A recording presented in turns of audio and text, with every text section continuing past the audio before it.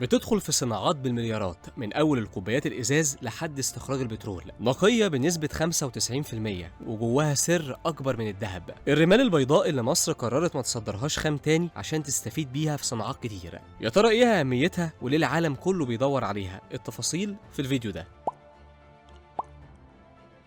في خبر مهم جدا الايام دي، وزير الاستثمار والتجاره الخارجيه اصدر قرار باستمرار حظر تصدير خام الرمال البيضاء. وناس كتير يمكن تسال نفسها ليه القرار ده، وايه يعني رمال بيضاء؟ هو مش الرمل كله شبه بعضه؟ لا، الموضوع اكبر من كده بكتير، والرمال البيضاء دي مش مجرد شويه حبات رمل على البحر زي اللي بنشوفها واحنا بنصيف. دي كنز حقيقي، ماده خام بتدخل في صناعات لو عديناها مش هنخلص. خلونا نبدا معاكم من الاول. الرمال البيضاء مختلفه عن الرمال الصفراء العاديه اللي متعودين نشوفها. الفرق الاساسي في درجة النقاء والتكوين الكيميائي. الرمال البيضاء بتحتوي على حوالي 95% من ثاني أكسيد السيليكون، ومعاها نسبة قليلة جدا من أكسيد الحديد، يعني حوالي 6% بس. النسبة دي هي اللي بتديها القيمة الكبيرة اللي العالم كله بيدور عليها. طيب ليه العالم مهتم بيها؟ عشان الصناعات اللي بتقوم عليها. خلينا نقسم الموضوع مع بعض. أولا، صناعة الإزاز. كلنا عارفين إن الإزاز في حياتنا حاجة أساسية، في البيوت، العربيات، المكاتب، محلات، حتى في الأجهزة اللي بنستخدمها. الرمال البيضاء هي الأساس لصناعة الإزاز، وكل ما كانت نقية أكتر كل ما الإزاز بيكون أنقى وأوضح. يعني الفرق بين كوباية إزاز عادية وإزاز عالي الجودة ممكن يكون سبب الرملة دي.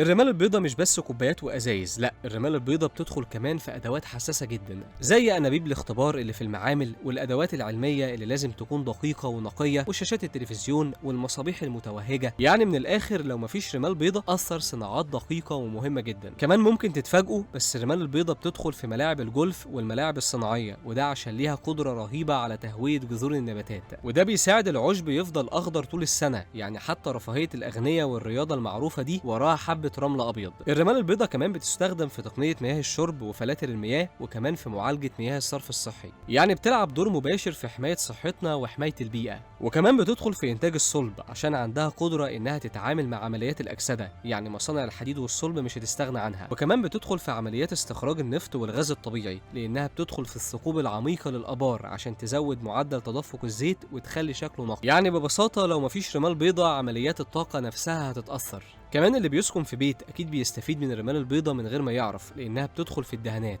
الرمال دي بتدي الدهان لمعان، متانة ومقاومة للعوامل الجوية. يعني البيت اللي معمول بدهان فيه رمال بيضاء عمره أطول وشكله أحلى.